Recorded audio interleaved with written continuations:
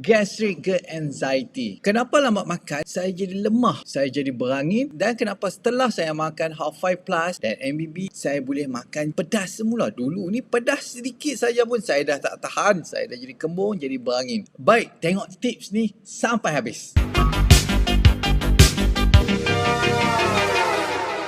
Testimoni kali ini dari family MBB Tuan Rosdi. Alhamdulillah, badan tak lagi macam dulu. Sekarang tak sarapan pun okey. Tetap bertenaga. Dulu kalau lambat sarapan, perut akan mula berangin, rasa kebas, sejuk satu tubuh badan ni. Kadang-kadang terbabas bila diikutkan nafsu makan ni. Salut tepung, susu pun kadang-kadang terambil juga. Sebab dulunya makanan macam tu memang favourite saya. InsyaAllah saya akan cuba hentikan pengambilan makanan macam ni selepas saya rasa perbezaan sebelum saya makan 5 Plus dan juga MBB ni. Perut saya sekarang jauh lebih selesa dari dulu. Angin gastrik tu dah tak ada, tekak rasa sedawa masam pun dah hilang, tekak terlekat pun dah hilang, dan sekarang ni saya dah boleh makan pedas semula. Dulu ni sentuh sikit pedas pun dah tak tahan. Baik, daripada testimoni kali ini kita ada 3 perkara yang saya akan jelaskan. Yang pertama, kenapa lambat makan jadi berangin? Seperti kita sedia maklum, punca gastric gut anxiety ni dia akibat oleh stres, emosi, fizikal dan juga stres makanan dan ubatan. Ini akan menyebabkan berlakunya masalah leaky gut yang menyebabkan berlakunya kurang penghasilan diamine oksidase. Kita akan kehilangan upaya untuk menguraikan histamin yang terhasil menyebabkan berlakunya masalah histamine intolerance. Dalam konteks lambat makan jadi berangin ni, perlu kita faham orang yang mengalami gastric gut anxiety ni mudah terperangkap dalam mod simpatetik dominan lawan atau lari. Ini mengakibatkan cara penggunaan tenaga kita kurang efisien. Tubuh badan bergantung kepada glycolysis secara anaerobik, tiada oksigen untuk menghasilkan tenaga, dan proses ini kurang efisien jika dibandingkan dengan proses glycolysis aerobik dan keadaan oksigen kepada glycolysis anaerobik tanpa oksigen. Nisbah penghasilan tenaganya adalah 17:1.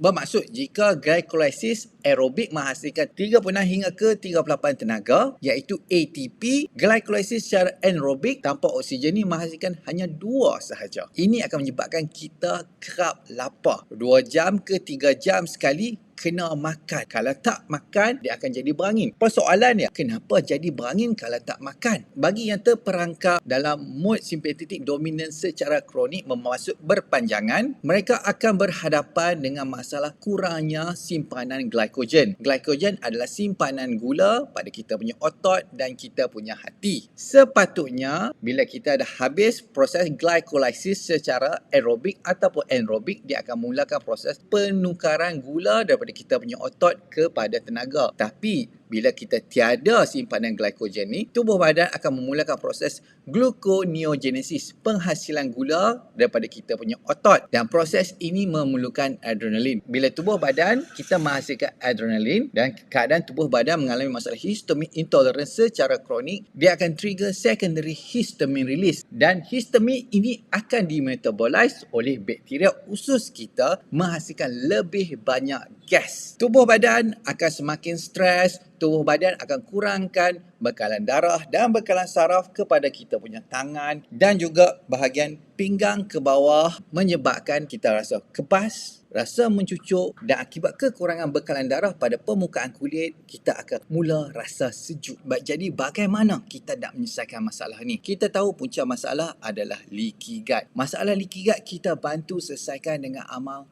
Half5 Plus.